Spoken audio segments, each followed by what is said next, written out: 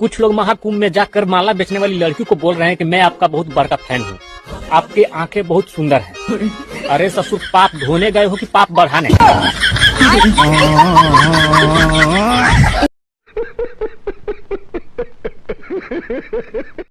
भाई साहब, ये सारी बकरियां आपकी हैं? नहीं, इसमें से दो हमारी है। अच्छा, दो? कौन कौन सी? तो एक काली वाली, एक सफेद वाली। अच्छा, काली वाली सफेद वाली। क्या खाती हैं सब?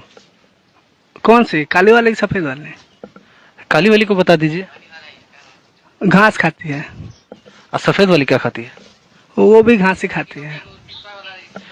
कहाँ रखते हैं इन लोगों को? काली वाली की सफेद वाली? अरे भाई, सफेदे वाली बता दीजिए। उधर बाहर मड़ई है, उसी में रखते हैं।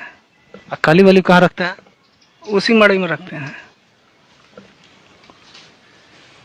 अच्छा, इनको नहलाते हैं? किससे नहलाते हैं? कौन सी, काली वाली को कि सफेद वाली को? काली वाली को बता दीजिए। पानी से।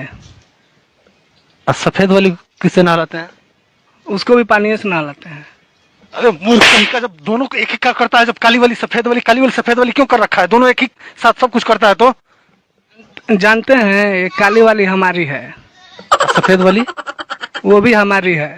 या कहीं का